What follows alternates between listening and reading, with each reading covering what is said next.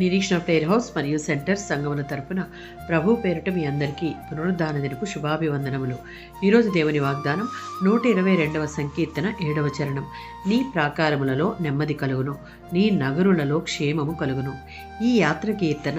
దీనిని పండుగ సమయాలలో ప్రజలు యెరూషలేమునకు వెళుతూ పాడే కీర్తన.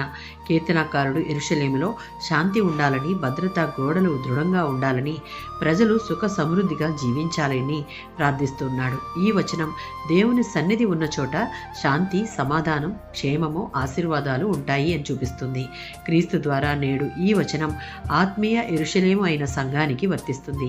ఈ నెమ్మది, సమాధానం, క్షేమము మన సొంతం అవ్వాలి అంటే యెషయా గ్రంథం 26వ అధ్యాయం 3వ వచనం.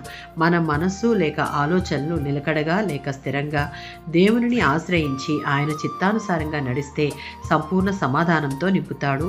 ఆయనిచ్చే సమాధానం మన సొంతం అవుతుంది. యోహాను సువార్త 14:27లో ఉన్నట్లు ఈ లోకంలో దొరికే సమాధానం వంటిది కాదు ఆ సమాధానం. దేవుడిచ్చే నెమ్మది, సమాధానం శాశ్వతమైనది. జకర్యా గ్రంథం 2:5. దేవునికి సజీవ యాగముగా మనలను మనం సమర్పించుకుంటే, ఆయన వాక్యానుసారంగా నడుచుకుంటూ ప్రతి సమయాలలో ప్రతి విషయమందు క్రీస్తును చూపే విశ్వాస జీవితాన్ని క్రమశిక్షణలో నడిపించుకుంటే మన చుట్టూ అగ్నిని ప్రాకారం వలె ఉంచి ఈ లోకం నుంచి ప్రత్యేకపరిచి నడిపిస్తాడు. అంతేకాక 133వ సంకీర్తన 1-3 చరణాలలో సహోదరులు ఐక్యత కలిగి జీవించడం ద్వారా వచ్చే ప్రతి ఆశీర్వాదం మనకు అనుగ్రహిస్తాడు. ఇవన్నీ కలగలిసిన విశ్వాస జీవితం కలిగి ఉండాలి. అప్పుడు మాత్రమే దేవుడు మన వ్యక్తిగత, కుటుంబము మరియు సంఘం యొక్క ప్రాకారములలో నెమ్మది కలుగజేసి క్షేమాన్ని విస్తరింపచేస్తాడు. ఆమేన్.